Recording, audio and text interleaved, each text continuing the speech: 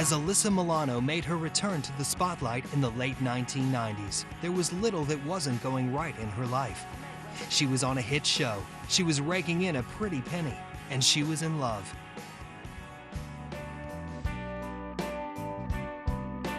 But that soon changed as her marriage to St. John Tate crumbled. To much of Alyssa's chagrin, her marriage ended after only 9 months. It was splashed over magazines everywhere that once again an actress marries a rocker and it doesn't last. Alyssa has even said that St. John Tate was sort of like a cliche. An actress marries a musician. Of course, she met him 4 months later, she was engaged to him, 6 months later she was married, 11 months later, divorced. At the time, it was one of the biggest failures of her life because she compares everything to her parents, who've been married for over 35 years now. Instead of feeling sorry for herself, Alyssa worked on putting her energy into causes that mattered to her.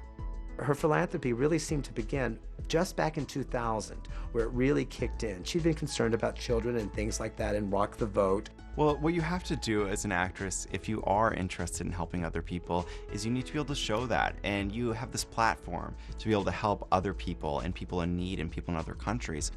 Alyssa was invited by UNICEF in 2003 to become an ambassador.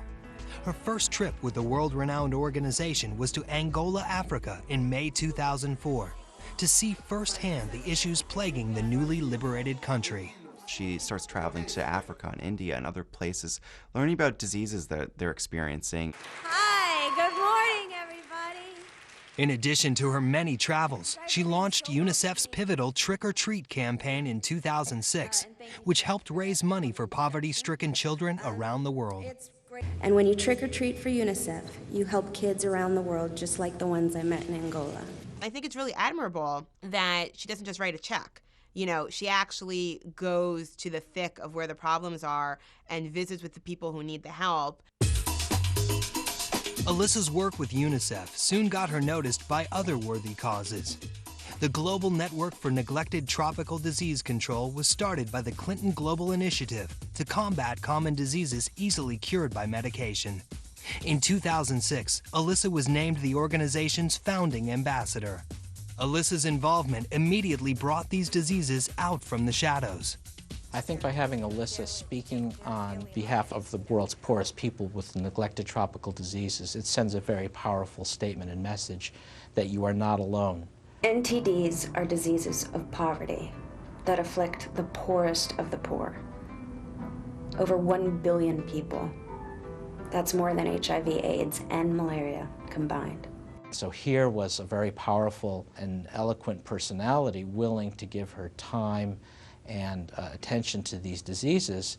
And by so doing, what she did was she gave a voice to the voiceless. The down-to-earth quality she's so famous for was hard to miss. I think the two elements that have impressed me most about Alyssa are, one, her warmth. I mean, she is an incredibly warm and caring and compassionate person. She is someone who is deeply troubled when she sees human suffering, and you can see that in very visceral and tangible ways with her. So her warmth is overwhelming, and her passion for the cause, her passion to do something to really help the poorest people and lift them out of poverty. And this zeal and this urgency that you see in her eyes is really very moving. NTDs can be controlled or eliminated safely, effectively, and affordably for just 50 cents per person per year. She said that acting is a job to me, and she takes it seriously and she works hard, but it's a job. It's not her life. She has other things to offer, and she's been very lucky and very successful. And she's happy to be able to, use her name. In addition to her charities, Alyssa has found time for her other interests away from the camera, one of which is baseball, a passion that inspired her new clothing line, Touch by Alyssa Milano. So Alyssa loves to go to baseball games, and she realized that when she was going to them, she wanted to wear t-shirts that supported her team, but they were these giant things. So she designed a line that she launched in spring of 2007 called Touch, which supplied these to women all across the country.